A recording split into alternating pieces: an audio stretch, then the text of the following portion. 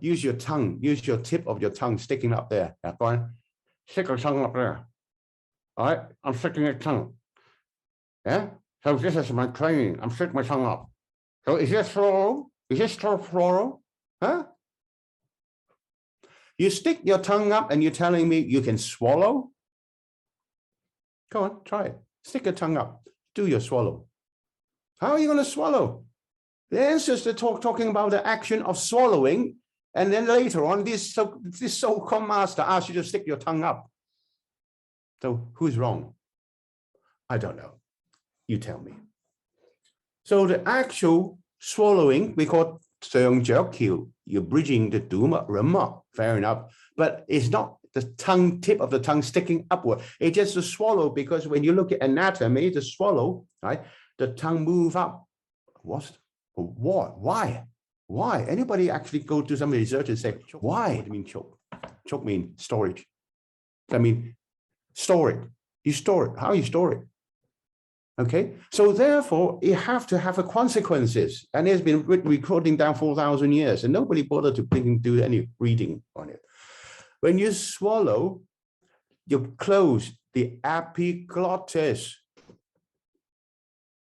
Right? For those who don't know what epiglottis is, there are two tubes here.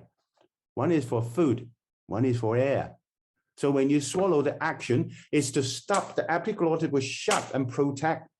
Right? The food will not go into your trachea, into your air passage. You choke to death, wouldn't you? So that means if this is right, the air passage, the epiglottis, you swallow, shut it. This is here. Nobody asks you to force you. Nobody to ask you to do that. Is a natural phenomenon when the epiglottis shut and close. So therefore, the air gone inside the lung will not, when you're releasing it, the pressure will not force it out, because when you exhalation, it's gone out. So what time you allow your puff of air inside your lung? How long you allow the alveoli to absorb your oxygen into your blood? Huh? You don't know. 4,000 years already there. Now you're telling me that natural breathing. True, yeah. Oh, time flies. Okay, but like I said, I can only draw a few things up to you, because at the end of the day, that's why the curriculum, this is the university level. We study in the university. We have to we have to understand what we're doing. What is the point of doing things that you don't understand? Ask yourself. Okay.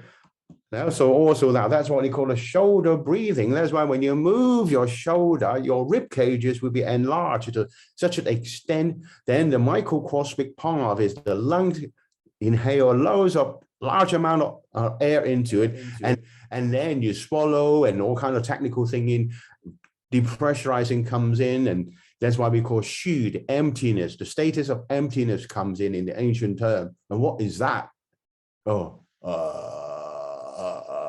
Is that it? That's emptiness, isn't it? Don't you think that's a bit funny? No wonder people are laughing at you. The emptiness, okay, that second in this particular movement, the breathing skill, is you don't breathing in, you don't breathing out.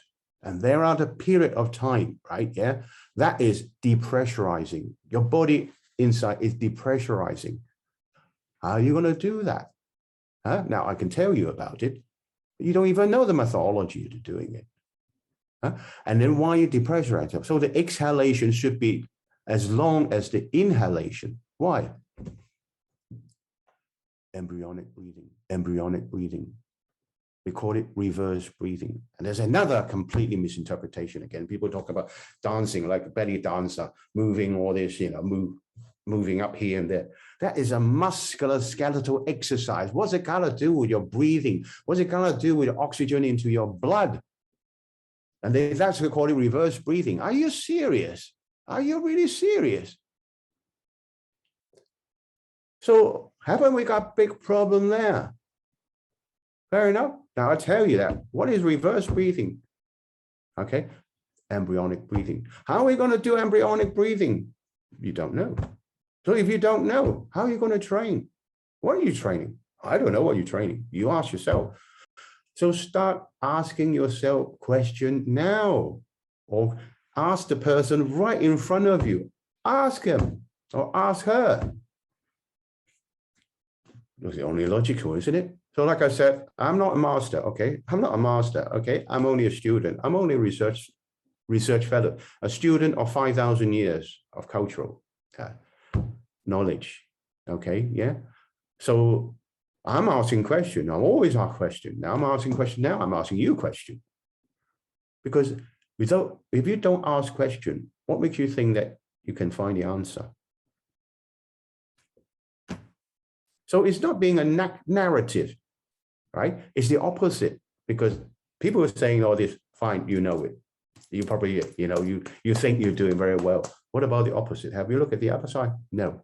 My job is to put other side in front of you. So you have two to compare, yin and yang.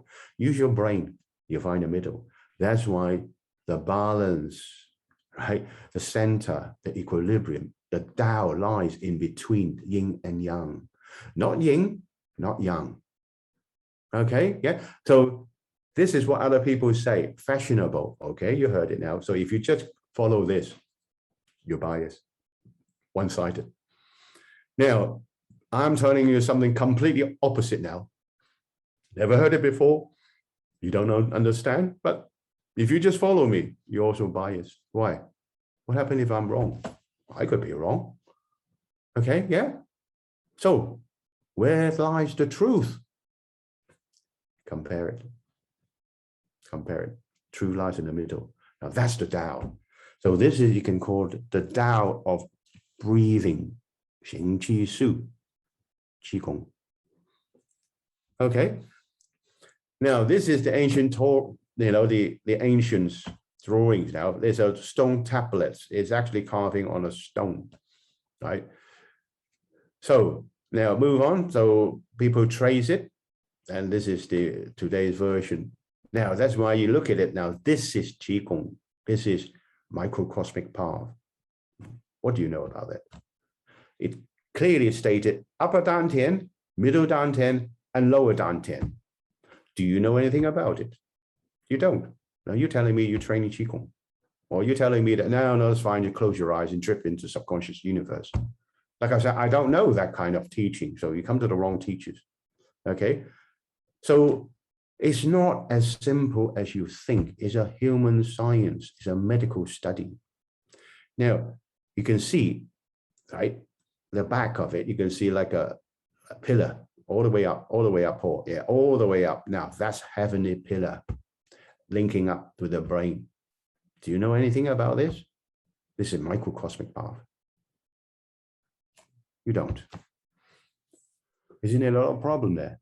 Okay, now we are just using this anatomy. You can see that when you move the shoulder, you're moving your collarbone, and see all the ligament attached to the ribs, right? And also at the back is your scapula and things. So by moving your shoulder, actually, it manipulate and move your rib cage.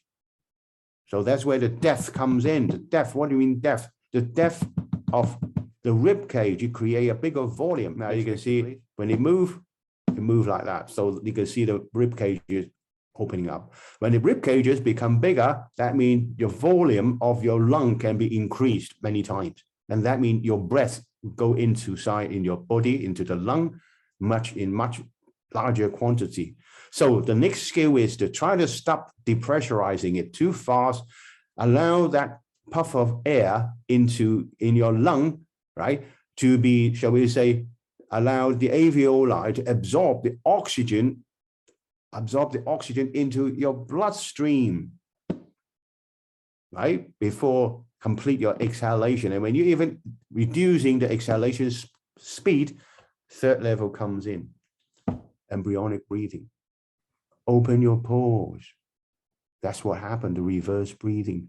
Open your skin, dermis and epidermis. That's the largest organs. And that's why in Chinese medicine, we're relating this with the lung, because we breathe without skin. That's why we call embryonic breathing. Do you understand now? But how are you going to do it? Well, I can't teach you in an hour, can I? But at least I keep pointing you some direction. Okay, now look at my big tummy, right? Yeah. That is a completion of 3 stages.